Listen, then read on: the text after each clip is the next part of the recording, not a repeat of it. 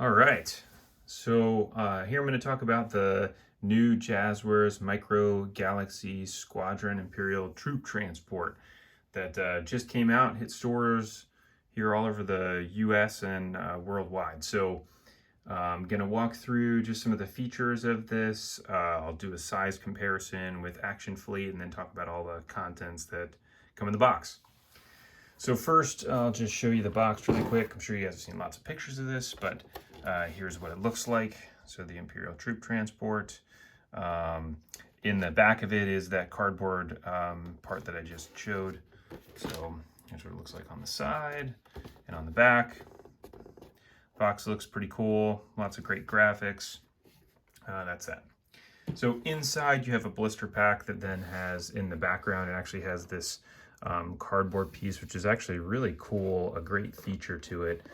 This actually comes out and it's got the logo there on the bottom. It's just, again, a piece of cardboard, but really cool to be able to display it this way. You can put it in the background or whatever you want to do with it. It comes with, obviously, the vehicle. And it comes with this pretty cool little package that has got to be a pain in the butt to put together, but it's got just the little stormtrooper thing on there, and then you open it up like that to get your figures out. And then it has just this little piece of paper that says stormtroopers on it. So then you actually have the figures themselves. You get one stormtrooper that actually has a gun. So I originally thought that these things were just really poorly done, but it does look like it's just missing some paint application. But there's some great detail you can see there on his back, and then also on his chest and his belt. Again, the details are great. Just the paint application is not very good. And then he's got articulating arms. Both arms go up.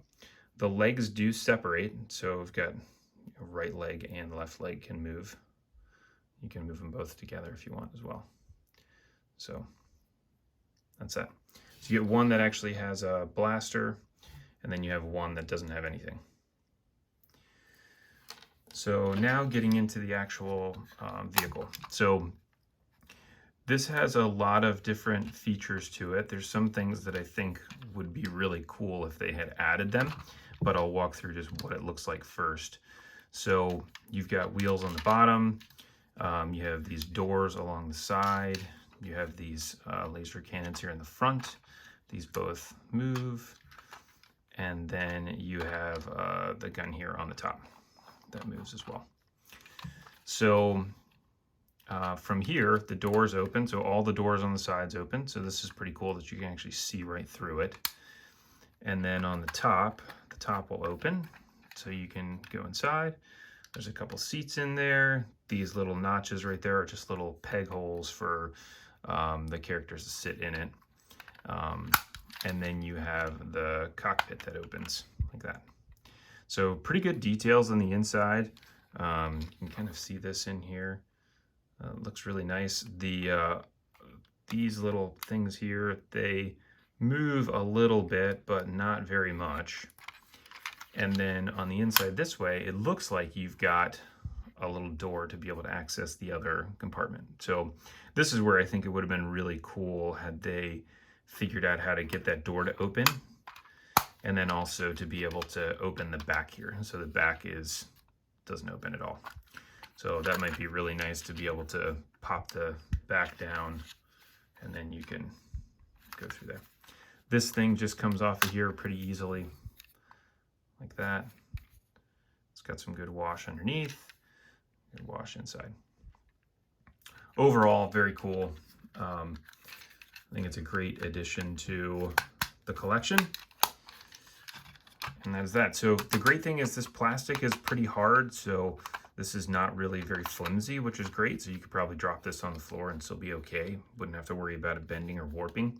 Same thing with these laser cannons. These guys don't really, they have like a tiny bit of give to them, but not very much. So now just going through size. So here we've got, this guy is just about 6 inches long front to back. Side to side, it's about 2.5 inches. And then the height here is about, with the gun on there, maybe it's the same thing, about 2 inches. So then going to the figures. So here's our Stormtrooper. This is exactly 1 inch tall. Same thing with this guy, should be 1 inch tall as well. Yep, just about an inch. And so then now we can look at the action fleet. So if we look just at the troopers first, so here is your Stormtrooper. So he is about 1 1/8 inches tall. And so when you actually put them side by side, it is pretty easy to see the difference. The Action Fleet Trooper is definitely bigger. Bigger kind of both on the height, the width, all of the above. And then obviously it's got different types of feet. So when trying to put these in here, so with the Jazwares version, just fits right in, no problem. With the Action Fleet one, you can see based on his stand, it's pretty thick. So I'll actually use this other one that I have that's got a thinner one. And part of the problem you run into is that when you go to put him in, he's got this little pack here on his back. When you go to put him in there, he doesn't actually fit all the way. So you can kind of see there that his pack is hitting the back, so we can't really push him down. That's what he looks like when he's actually in there. So I can't close the door. So you could potentially just cut that thing off his back, change around his feet or something like that, and have an opportunity to do it. Then if you put him in here in the door, it does fit, but it looks kind of awkward being in that. And then if we put them inside, so you can take these guys, and that little notch there fits them. So you should be able to stick them on the notch. Let's see if I can get this to work.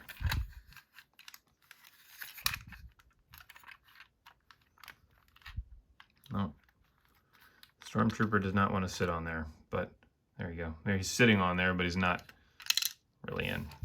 But if I take the Action Fleet one and do that with him,